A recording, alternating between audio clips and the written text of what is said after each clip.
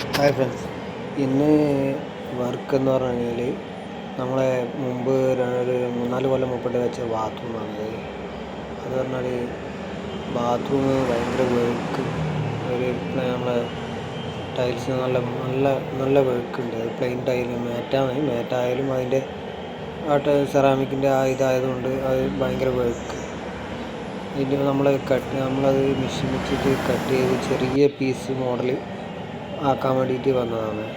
ഇത് പൊളിച്ച് ചെയ്യാമെന്നാണ് പറഞ്ഞത്. പക്ഷേ ഞാനതിപ്പം നമ്മളൊരു ഐഡിയയിൽ ഞാനിപ്പോൾ കട്ട് ചെയ്തു, ഒരു ഏരിയ ഫുള്ള് കട്ട് ചെയ്തു, മാർക്ക് ചെയ്തിട്ടെല്ലാം കട്ട് ചെയ്തു.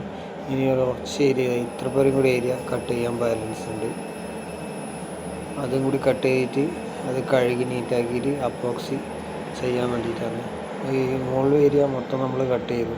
അത് 15-4 സ്ക്വയർ ആക്കിയിട്ടാണ് നമ്മളത് കട്ട് ചെയ്തിട്ട് വെച്ച് കട്ട് ചെയ്തതിന്.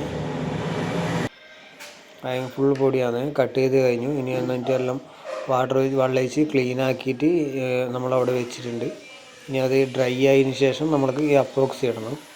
അത് ഫുള്ള് കഴിയും. ഒരുപാട് പൊടി, ആ പൊടിയായിട്ടാണ് ഫുള്ളായിട്ട് അലർജി പോലെ പഴയ പൊടിയായതുകൊണ്ട് ഫുള്ള് ഇങ്ങനെ ചൊറിച്ച് പൊടി പാറിയിട്ട് ഭയങ്കരമായിട്ട് പഴയ ടൈലായതുകൊണ്ട് ഒരു 5-10 കൊല്ലം ടൈലാണ് നമ്മൾ വെച്ചിട്ട്. ഇപ്പോൾ ബാത്റൂം വെച്ചിട്ട് തന്നെ ഒരു 4-5 കൊല്ലത്തിൻ്റെ അടുക്ക് മുകളിലാണ്.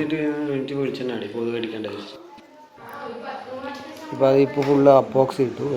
അപ്പോക്സി ഇട്ടതിന് ശേഷം ഇതാണ് അവസ്ഥ. അതിൻ്റെ നമ്മൾ ടൈലെല്ലാം വെച്ച് ഫുള്ള് ചെറിയ പീസായിട്ട് നമ്മൾ അപ്പോക്സി അപ്പോക്സി ഇട്ടു.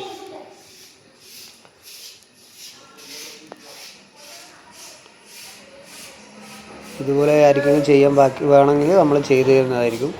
അത് അപ്പോക്സി ഇടാത്ത ബാത്റൂമിൽ നമ്മൾ കട്ട് ചെയ്തിട്ട് അപ്പോക്സി ചെയ്തു തരുന്നതായിരിക്കും.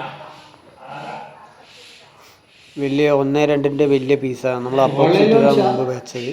അതിപ്പം ചെറിയ 15-4 അളവിൽ ഫുൾ സ്ക്വയർ കട്ട് ചെയ്തിട്ട് നമ്മളതിൽ ഇപ്പം ഫുള്ള് അപ്പോക്സി ഇട്ടു ഗ്രിപ്പിന് വേണ്ടിയിട്ട്.